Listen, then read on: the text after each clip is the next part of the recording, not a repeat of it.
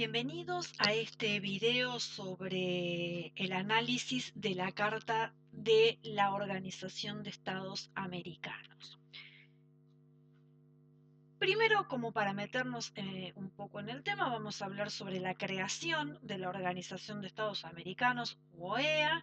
Esta se produce en el año 1948 en el marco de las recomendaciones que hace la ONU a nivel continental y fue la primera a este nivel en crear este tipo de organismos. Es decir, finalizada la Segunda Guerra Mundial, se crea la ONU, la Organización de Naciones Unidas, como núcleo universal de los estados o como foro universal de los estados, y una vez creada la ONU, este organismo recomienda que se organicen los estados a nivel regional o a nivel continental en organizaciones menores, pero de las mismas características y siguiendo los mismos objetivos que la ONU a nivel continental. Entonces, frente a esta recomendación, la primera en crearse es la OEA, entonces en 1948.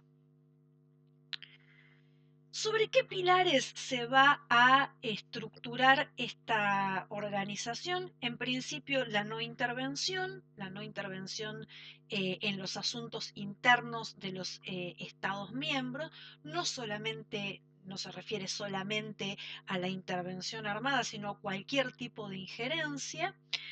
También establece, esto es más o menos común a todos los organismos internacionales, la solución pacífica de controversias, es decir, brindar un espacio y brindar mecanismos para que los estados puedan resolver sus discrepancias de una manera pacífica y sin recurrir al uso de la fuerza. También propone el sistema de seguridad colectiva, que un poquito más adelante lo vamos a ver en detalle, qué tipo de tratados se originaron a partir de esta idea de la seguridad colectiva, que también viene de la idea de la ONU, y habla también sobre el desarrollo integral, es decir, la cooperación para el desarrollo de los Estados miembros. ¿Cuáles son los objetivos que se plantea la Organización de Estados Americanos al momento de ser creada? Es decir, ¿cuáles son las finalidades que se propone cumplir? Bueno, en principio la paz y la seguridad continental, digamos, esto es como una copia a escala de lo que establecen los principios y los objetivos de la ONU, o sea, mantener la paz y la seguridad a nivel continental, consolidar la democracia, pero respetando el principio de no intervención, es decir, esto es un delgado equilibrio y es también un poco más una declaración de deseos que otra cosa, porque la idea es incentivar y proponer la democracia en los estados americanos, pero en el caso de que algún estado no lo cumpliera, también está ahí el principio de no intervención, de que el organismo no puede meterse en los asuntos internos del estado, de ninguno de los estados, para aplicar sanciones o intervenir de ninguna manera. Prevenir las dificultades y la solución pacífica, es decir, por un lado tratar de prevenir que los conflictos entre los estados americanos no se produzcan, tratar de limar las asperezas para que esas dificultades o esos conflictos no surjan, pero en el caso de que surgieran, proponer siempre una solución pacífica o un mecanismo conciliatorio de resolver los conflictos y que no haya necesidad de recurrir al uso de la fuerza. También tiene como objetivos brindar solución a problemas políticos, jurídicos y económicos, es decir, ser un espacio en el que los estados debatan y se pongan de acuerdo y propongan problemas solución a los problemas políticos, jurídicos y económicos de la región, porque obviamente los problemas políticos, jurídicos y económicos del continente americano no son los mismos que tienen otros continentes, tendrán problemas específicos y entonces también es interesante brindar un espacio en el que los estados puedan discutir sus problemas específicos y tratar de encontrar soluciones a ellos. Y por otro lado, la cooperación para el desarrollo, es decir, el desarrollo integral de las partes que componen, de los miembros que componen la OEA, bueno, nada, la cooperación entre todos los estados, que algunos están mejor y otros están peor, ayudarse mutuamente para que todos logren desarrollarse de manera integral. Vamos a analizar entonces ahora un poquito los órganos que componen esta Organización de Estados Americanos y que están definidos en el artículo 51 de la Carta. El órgano principal es la Asamblea General, en la que está compuesta, digamos, es un órgano colegiado en el que cada Estado miembro tiene un representante. Dijimos, es el órgano supremo, es el que decide la acción y la política de la OEA, coordina las actividades de los otros órganos, armoniza la cooperación con la ONU, es la que aprueba el presupuesto y fija las cuotas. Se reúne anualmente y no tiene una sede fija.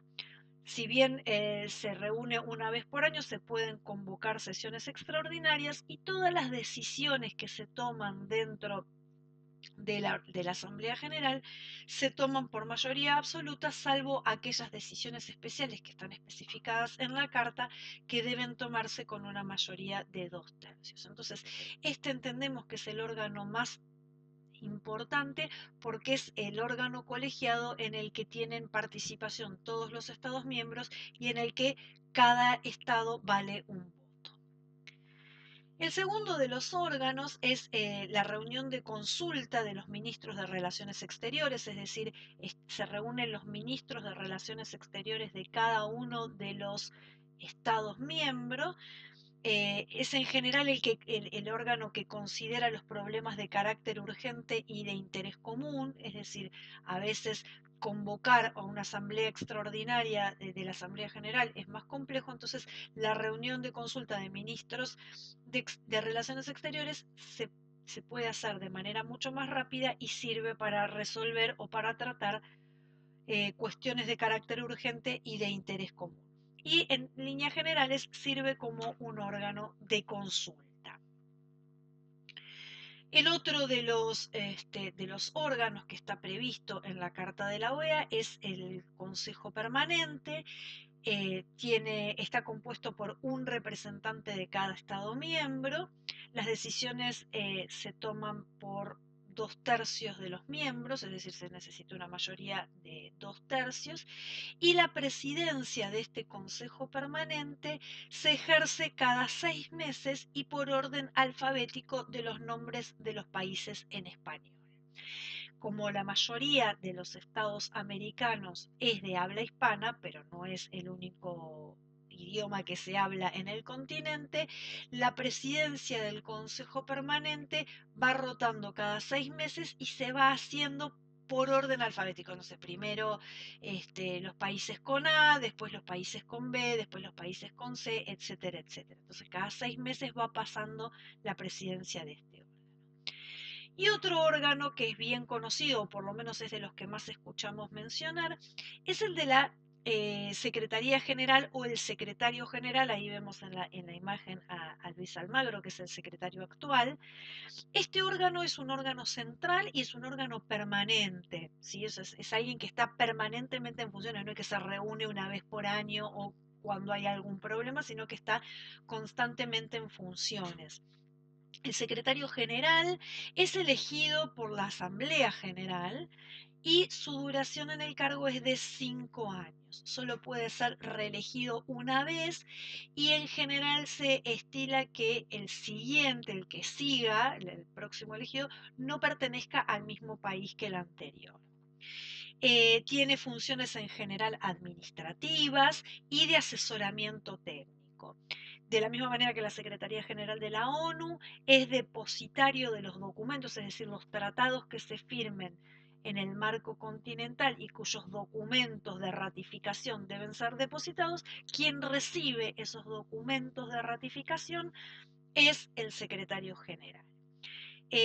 Prepara el presupuesto que después es aprobado por la Asamblea General y es el que presenta el informe anual de las actividades del organismo ante la Asamblea General para su aprobación. Dentro de la Carta de la ONU también se prevé la existencia de ciertos consejos u órganos también colegiados. No son los principales, pero sí son importantes, sobre todo algunos de ellos que ahora vamos a mencionar. El primero que está previsto es el Órgano Interamericano para el Desarrollo Integral, o CIDI, que tiene también un representante de nivel ministerial para cada estado, y su área específica, digamos, de lo que se ocupa este consejo es de la cooperación para el desarrollo, que como vimos es uno de los objetivos para los cuales la OEA ha sido creada.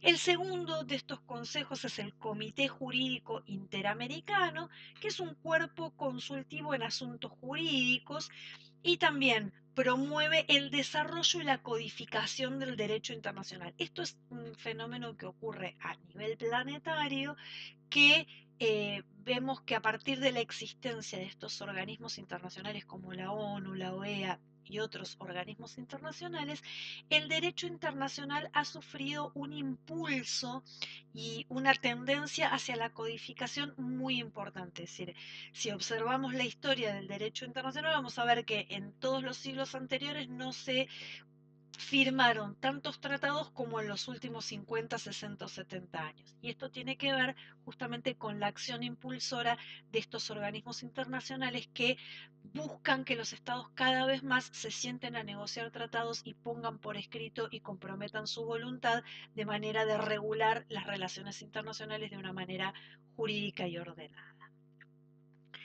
Entonces, la comisión, por último, el último de los consejos, es la Comisión Interamericana de Derechos Humanos, es un consejo o un cuerpo bastante conocido.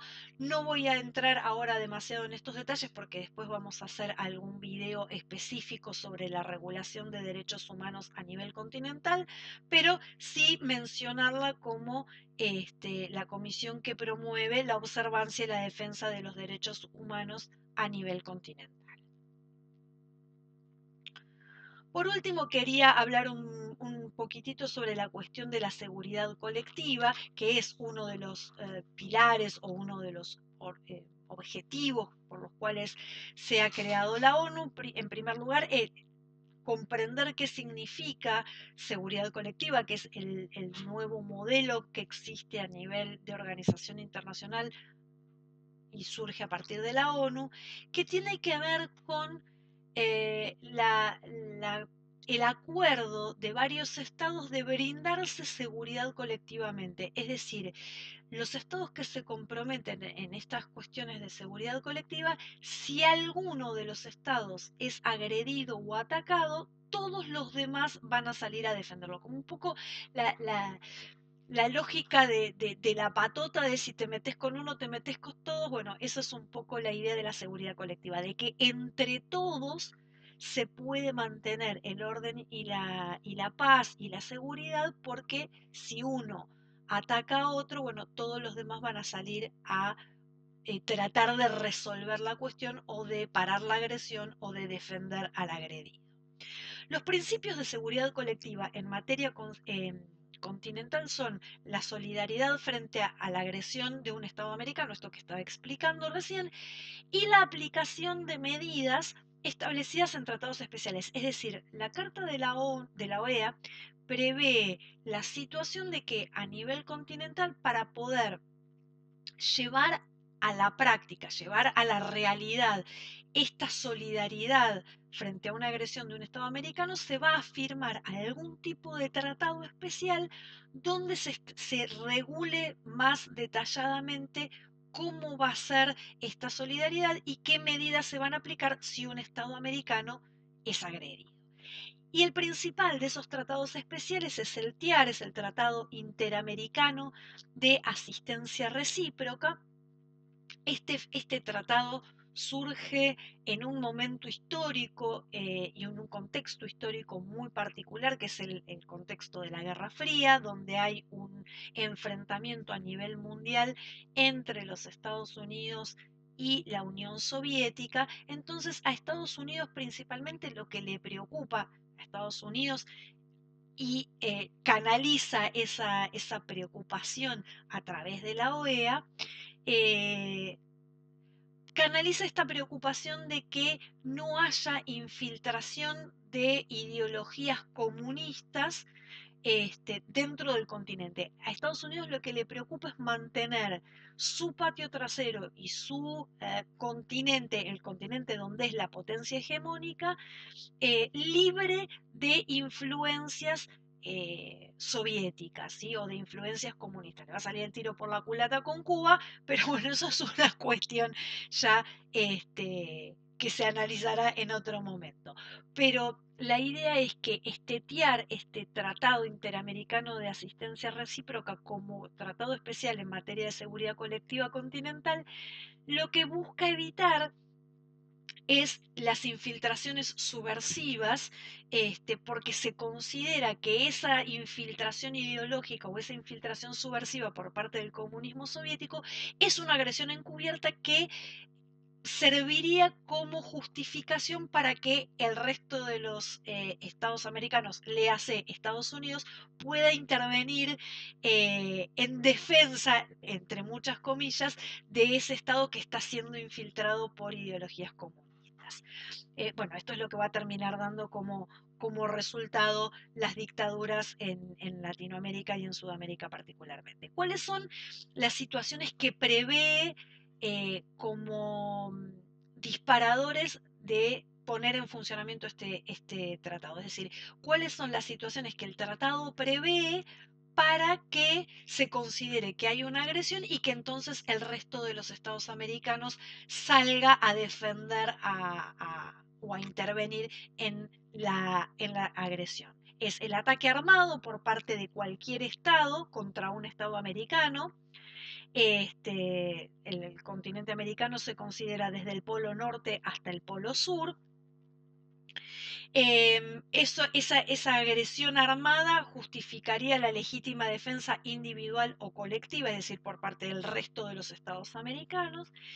Y en tanto, todo esto va a suceder en tanto y en cuanto el Consejo de Seguridad de la ONU no haya tomado medidas específicas para tomarla. Es decir, si el Consejo de Seguridad no interviene, interviene entonces el TIAR, ¿sí? El Tratado Interamericano.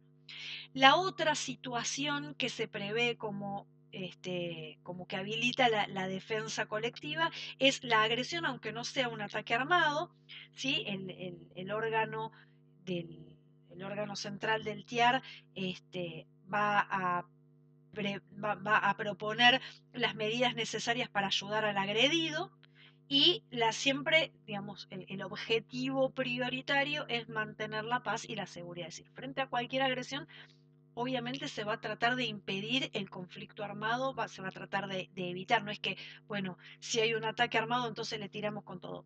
Un poco eso es después lo que sucede, pero no es lo que está previsto en los tratados. La tercera de las hipótesis que dispara de alguna manera el funcionamiento de estos tratados de seguridad colectiva es el ataque armado fuera de la zona de seguridad, es decir, fuera del continente. En este caso, el órgano central se reunirá inmediatamente para acordar las medidas en ayuda del agredido y decidir cuáles van a ser las medidas de defensa común y de mantenimiento de paz en el continente. Y la última hipótesis es que se trate de un conflicto entre dos o más estados americanos, porque los tres primeros pareciera como que la agresión o el ataque viene desde afuera, es decir, desde un país o estado que no integra la OEA, y el último de las hipótesis es justamente el conflicto, que el conflicto se dé entre dos o más estados americanos. Tratado del TIAR tuvo mucho cuestionamiento porque cuando ocurrió la situación, la guerra de las Malvinas, bueno, ¿qué pasó con esto? Si el Estado argentino fue agredido por Gran Bretaña, ¿por qué el resto de los estados americanos no salió en defensa de la Argentina? Y bueno, ahí está toda la discusión de quién comenzó con la agresión, si se considera que fue Gran Bretaña a partir de la invasión a Malvinas hace muchísimos años, o si por el contrario la agresión la comienza el Estado argentino cuando en 1982 desembarca en Malvinas e intenta recuperar por la fuerza el territorio que en derecho le corresponde. Bueno, esas son algunas cuestiones del Tratado de Interamericano de Asistencia Recíproca. Eso es un poco el panorama de lo más importante de la Carta de la OEA. Espero que les haya sido de utilidad. Muchísimas gracias y nos vemos la próxima.